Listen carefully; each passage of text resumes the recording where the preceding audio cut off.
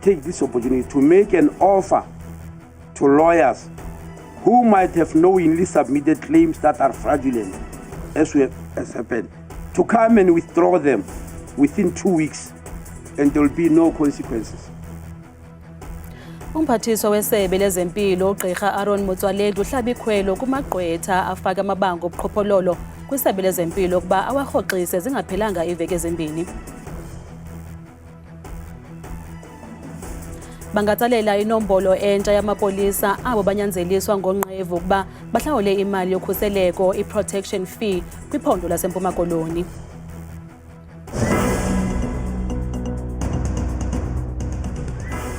Singonondaba benu sinqulunqele eziteketeke ukanti ndisiphakano Phumza Sikhumba usitolikela ngolwimi lwezandla molweni ekhaya. Umphathiswa wesebe lezempilo uGqirha Aaron Motsoaledi uhlaba ikhwelo kumagqwetha afaka amabango obuqhophololo kwisebe lezempilo ukuba awarhoxise zingaphelanga iveki ezimbini. Lo kaMotsoaledi ebenenkomfa nabeendaba ePitoli namhlanje nalapho ebedandalazisa elubala ingxelo yebutho elikhethekileyo lezophando i-SIU. Le ngxelo iveze inkcukacha ezothusayo kakhulu nezinobuzaza kwaye ibonisa nezinga eliphezulu lobuqhophololo norhwaphilizo oluxabisa iibhiliyoni zeerandi kwicandelo lezempilo kweli. Akukho nkanga idublingethi kwaye kukhangeleka ngathi lifikelele esiphelweni ixesha labo benza ubuqhetseba norhwaphilizo lwezigidi zeerandi ngokuthi bafake amabango anganyanisekanga kwisebe lezempilo. Umphathiswa wesebe lezempilo uvakalise ukuba iphondo laseGauteng nelaseMpuma Koloni ngawona kufakwe amabango amaninzi kuwo kwaye eGauteng ayi-2,400 amabango afakiweyo natyabule isebe lezempilo i-24 billion rand. 2,450 medical legal claims have been submitted in Gauteng to the value of 24,445,550,786 rand. The number and value of cases currently under investigation by SIU, out of these 2,450, SIU is investigating 611 cases, valued at 4.1 billion. Umphathiswa uhlabe ikhwelo ke kumagqwetha afake amabango obuqhophololo kwisebe lezempilo ukuba awarhoxise zingaphelanga iveki ezimbini. We wish to take this opportunity to make an offer to lawyers who might have knowingly submitted claims that are fraudulent, as happened, to come and withdraw them within 2 weeks, and there will be no consequences. If you are a lawyer out there, you have submitted a claim in the category of fraud, please come and withdraw them. Nothing will happen to you. Ukanti ibutho elikhethekileyo lezophando i-SIU lithi liyaqhuba nophando lwalo nangona kungekho lula. More often, the public really sees investigations that we conduct under proclamation. But there is a provision in our legislation which says we are able to second the SIU officials to state departments to start these preliminary investigations, which will allow us to gather information to then draft a proclamation. uGqirha Aaron Motsoaledi uthi inye kuphela into enokuphelisa uluhwaphilizo kukuba isebe lezempilo libhenele kubuxhakaxhaka bale mihla. Le ngxelo ye-SIU iveze lubala ukuba amagqwetha abongikazi noogqirha bayasebenzisana kweli gumgedle lokufakwa kwamabango obuqhetseba kwisebe lezempilo. Kusenjalo iNelson Mandela Academic eMthatha kuphela kwesibhedlele kuziswa izigulane eziphuma kumaziko onyango angama-26 aphuma kwiphandle lalifudula liyi-Transkei. Ngoko ke uninzi lwamabango afakwa kwesi sibhedlele bobo buninzi bamabango kwiMpuma Koloni iphela obubangele ukuba isebe lezempilo kuzolonke libambisene nebutho elilodwa lophando i-SIU baqalise ngophando. Ingxelo edakanywe ngumphathiswa wezempilo ugqirha Aaron Motsoaledi nebutho elilodwa lophando i-SIU ibonise ukuba urhulumente wenziwa ibhanka nalapho amagqwetha athile ayisebenzisa njengendawo yokuzifumisa ngokuthi afake amabango ngondlela mnyama. Kwelona phondo lithwaxwa intlupheko, isebe lijongene namabango amalunga ne-15 bhiliyoni yeerandi. Kwamanye amabango kuvele ukuba amagqwetha afaka amagama ohlukeneyo esebenzisa iinkcukacha zesigulane esinye. Maxa wambi izigulane azisiwa nakoogqirha. Le ngxelo ikwadyobha abongikazi noogqirha abalala ngengubo enye namagqwetha abandakanyekayo. Unobhala wombutho wabongikazi ephondweni uthi ukufunjathiswa kwabongikazi ukuze bakhuphele amagqwetha la maxwebhu aqulethe iinkcukacha zezigulane kujika kube yincindi yekhala kwakuwo. Lo mkhuba unjalo siyawukhalimela, sisithi ke kumalungu wethu mabathathe uyithathela ingqalelo loo nto kuba ekugqibeleni izawuphinde ichane thina singabasebenzi. Imanyano yabasebenzi neHAW kule ngingqi ithi ayidananga zezi ziphumo. Le report sivile but ukuyiva kwethu ayisothusi because kudala siyayiziraise ezi issues neHAW.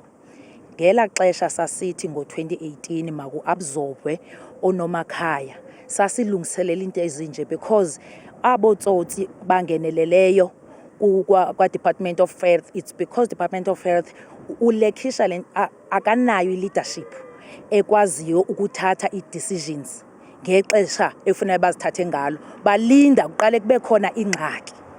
Isebe lezempilo kweli phondo livakalise ukuba bonke abadyobhekayo kweli bholo bazawugagana nengalo yomthetho. Ingxelo equlethwe kwiziphumo zophando ikwabhenzise ukuba ngo-2010 angaphaya kwama-40 amabango angeniswe kwinkundla ephakamileyo yaseMthatha. Kuthe kufika u-2016 labe elo nani lingaphaya kwama-526. Kwiindaba zethu kuChannel 163 osiphathelwa Newsroom Africa, ndinguntsiki Noyiya eMthatha. Umkomishinala wamapolisa kwiphondo leMpuma Koloni uNjengele Nomthetheleli Mene kunye negqiza lakhe baphehlelele ngokusesikweni inombolo yomnxeba eza kusetyenziswa ngabahlali beliphondo xa beqoqodiswa ngoonqevu abafuna imali yokhuseleko, i-protection fee. Kutshanje umongameli we-Eastern Cape Chamber of Business, uMnumzana Vuyisile Nhlabathi, uthe asixhenxe wonke amashishini asele evalile eMthatha kwaye nenyambalala yabasebenzi yaphulukana nengqesho. Le yinombolo eza kusetyenziswa ngabahlali baseMpuma Koloni rhoqo xa benyanzeliswa ngoonqevu ukuba bahlawule imali yokhuseleko. Uninzi lwamashishini kuquka nale ndawo kagqirha nethe yavalwa kuba esoyikisela ubomi bakhe koonqevu abafuna ukuhlawulwa imali yokhuseleko, i-protection fee. Kule veki ikumkani yabaThembu ukumkani Zwelibanzi Dalindyebo kwintlanganiso ebibanjwe eMthatha ukhuthaze abantu ukuba mabeze ngaphambili baxelela amapolisa xa befunwa imali yokhuseleko ngoonqevu. Nikrwala i-protection fees kobani? Kwabani? Zinto ezazelwaphi ezi nikhupha kuzo i-protection fee? Ngobani aba? Xa sifuna uba bachazeni nitshona phantsi kwebhedi. Kusenjalo, isithethi samapolisa eMpuma Koloni siphawule ngale nombolo intsha. Amapolisa aseMpuma Koloni alontshe i-extortion hotline engu-082 387 1561 ngoLwesihlanu eMthatha. Le extortion hotline iza kusebenza 24/7. Umntu uyakwazi ukufowuna, ukwenza i-WhatsApp message okanye athumele i-voice note. I-Extortion Hotline Center is based e-provincial headquarters zamapolisa apho kukho khona amapolisa aza kuphendula ezi calls ezingenayo. La mapolisa ebehleli ephangela kwalapha kwi-SAPS akuvulelekanga misebenzi. Xa ungafuni ukuzichaza siyazithatha iinkcukacha ukuze kuvulwe i-enquiry docket yona eza kuthi iphandwe yitim esebenza nge-extortion apha kwiphondo leMpuma Koloni. Ingxelo zithi ngenxa yemali yokhuseleko, oosomashishini eMthatha bakhethe ukuwaflathela amashishini wabo kuba benyanzeliswa ukuba bagoba uphondo kwizinyanzeliso zentlawulo ye-protection fee. Umbutho we-EFF ubambe indibano eThekwini ngelokufumanisa unobangela wokuncipha kwenkxaso yeli qela kunyulo lukazwelonke olugqithileyo kweli phondo laKwaZulu-Natal. Eli nyathelo liza ngethuba apho eli qela lisandophulukana nosekela mongameli walo uFloyd Shivambu kwaye bekuthe ndi namarhe wokuba hleze uGqirha Mbuyiseni Dlozi naye alandele. Ingxelo ithi umbutho we-EFF uphulukene neevoti eziyi-300,000 ezibone eli qela lisuka kumyinge we-10% ukuya kumyinge we-2% kweli phondo. I-EFF izibone iphulukana nezihlalo ezintandathu ukuya kwezimbini kwindlu yowiso-mthetho yephondo. Oku kuye kwanyanzelisa ukuba eli qela lihle amahlongwane unobangela wokuphulukana nenkxaso kwiphondo laKwaZulu-Natal. As you know, not only eThekwini but KwaZulu-Natal as a whole was hit hard. So the entire CCT is actually here in the province of KwaZulu-Natal to visit all the 11 regions of the province of KwaZulu-Natal. We are not going to rest until we have heard everything, and then we'll compile a report, and that report obviously will inform what decision we're going to take in making sure that we not only get our votes back but grow our votes going into the local government elections. Kutshanje uShivambu ubhengeze ukuphuma kwakhe kwiqela le-EFF ukuya kwiqela umkhonto wesizwe. Oku kubangele kubekho uqikelelo lokuba ukurhoxa okulandelayo kuza kuvela kuMbuyiseni Dlozi. Njengokuba i-EFF iqhubeka nendibano zayo, uNdlozi ubonakalisa ukuzinza ecaleni kukaMalema. Isebe lezolimo kwiphondo leMpuma Koloni liwonge amanina angamafama ngelizama ukuwakhuthaza ukuba aqhubele phambili ngokuziphuhlisa ukuze angathwaxwa indlala. Lamafama afumene izikhuntyu zemali eziphuma kwisebe lezolimo kweli phondo ngeloqinisa amaphulo awo ezolimo. Bagculela uvuyo nombulelo abasetyhini eMpuma Koloni emva kokufumana intywenga yemali esuka kwisebe lezolimo. Lamanina achongwe ngokugqwesa kwezolimo ze awongwa ngomsebenzi omhle awenzayo ekulweni indlala nentswelangqesho. Namhlanje ndiphumelele as best smallholder and an overall winner. Ndivuya kakhulu namhlanje bekuyinto bendingayilindelanga kodwa I'm very happy. Ngoba le mali ngoku izawuhamba ibheke eDagama ndothenga imaterial, sigcwalisa imaterial sizotya thina imveliso. We came number 1 best agro processor. Sivuye kakhulu ke ukuwina and represent umasipala wethu. Lamanina achongiweyo aphuma kwizithili ezahlukeneyo zephondo leMpuma Koloni. Ndingumfama, ndikwayifounder ye-Impilo Entle Therapy esegcuwa eMnquma. Ndilimile ke pha i-mixed veg kwakunye ne-mixed herbs, medicinal herbs and kitchen herbs. Ndikwanazo ke nenkukhu. Ndifuna ukudevelopa ulutsha esendiluqalile ndisebenza nabancinci ababini, umfana nentombi. Ababhizi ngoku abenza iteki, bazithunge, basiqale phantsi isihlangu, basifake intsimbi. Umphathiswa wesebe lezolimo kweliphondo uNonceba Khontsiwe uthi oku bakwenza ngenzame zokukhuthaza amanina ukuba angatyhafi endleleni alahle ithemba. Eyona nto iphambili neyona nto ibangela basenze lo msebenzi kukuba sifuna ukukhuthaza oomama ukuze bawenze umsebenzi wabo kakuhle, bangoneli nje ukulima uba bayalima okanye kwenza into zakwa-agricultural sector for their own consumption, kodwa sifuna ukuba bade bangene kwimarket and the value chain nabo bathathwe njenge-commercial farmers. Kulindeleke ukuba onke lamanina athe awongwa ayomela iphondo leMpuma Koloni umsitho wamanina kazwelonke ngethemba lokubuya namanye amawonga. Kwindaba zethu kuChannel 163 noziphathelwa ngu-Newsroom Africa, ndingulumka Bhekindawo. Ulindokuhle Sobekwa waphumelela iwonga njengegcisa lonyaka kwi-FNB Johannesburg Arts kunyaka ophelileyo. Namhlanje ubonise ngomsebenzi wakhe kwiziko lemiboniso yamagcisa eJohannesburg Art Gallery ebambisene neGoodman Gallery eGauteng. Uthi lo msebenzi abonisa ngawo wawuqala emva kwentlungu yokubhubha kadadewakhe uZiyanda ngonyaka ka-2017. Ulindekuhle Sobekwa noyenzalelwane yaseKatlehong eMpumalanga ungumbhali wencwadi esihloko sithi I carry her photo with me nokuyincwadi yakhe yokuqala nathi igxile kwiphulo lweminyaka yokukhangela udade wakhe nowalahlekayo ze wasweleka emva kokugula ixesha elifutshane. Usobekwa uthi ekukhuleni kwakhe wayengazi lukhulu ngezobugcisa kambe ukufunda incwadi zamaqala kweli shishini lezobugcisa kwakha uthando kweli shishini. Bengicinga photography kushuta like i-birthday parties abantu okanye ama-weddings. Bengingazi uba abantu actually banga-expressa themselves besebenzisa i-photography okanye mhlawumbe abantu bangachaza istory nge-photography. Le nto yenzeke when xa ndi-introducewa kwiincwadi zabantu abafana no-Ernest Cole, Santo Mofokeng. For mna kwaba enye moment ele yandivulela enye path ye-photography. Uthi umsebenzi wakhe ugxile kwimiba yoluntu enokuthi isetyenziswe ekufundiseni abantu ngokutshintsha ubomi babo. Photography again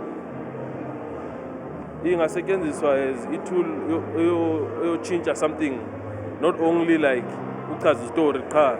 Uthi umboniso wakhe onesihloko esithi Umkhondo ubonisa imbali yosapho lwakhe nequka umboniso osihloko sithi Ezilalini ngenzame zokuqaqambisa ilali yaseTsomo kwiphondo laseMpuma Koloni apho kuvela khona umakhulu wakhe. Eyona ndawo like ele yacontributor kakhulu ekhuleni kwami because siza apha as high school student sibona imisebenzi si-curious, so usho case on the same place for mna like it's so like you know it means a lot. Usobekwa uthi lo msebenzi wakhe umncedile ukuba kwazi ukuthetha ngenhlungu yakhe yokuphulukana nodade wakhe. Masiphosa amehlo kwimozulu nesiphathelwa nguThabile Makhaphela.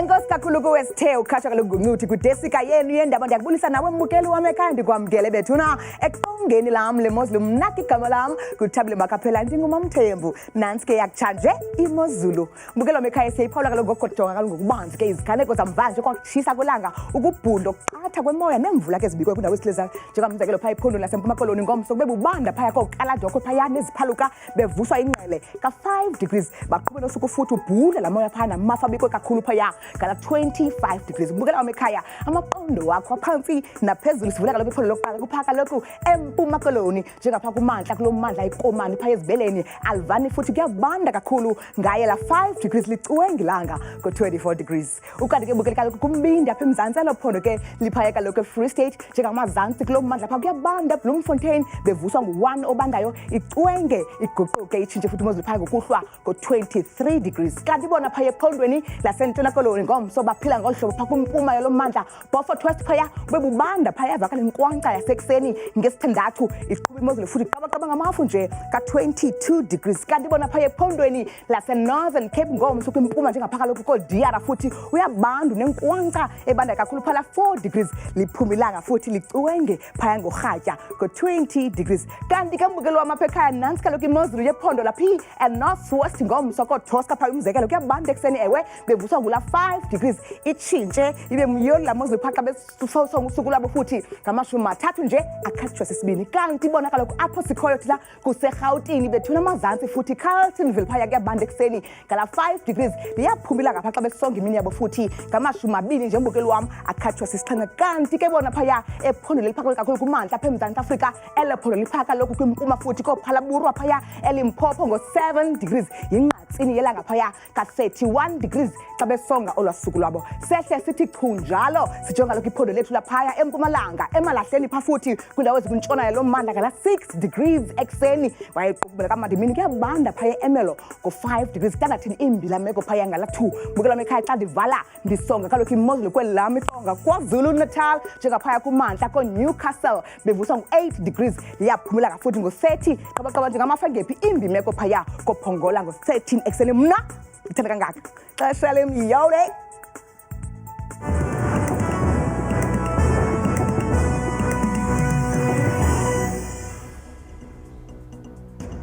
Mathonga mnandi.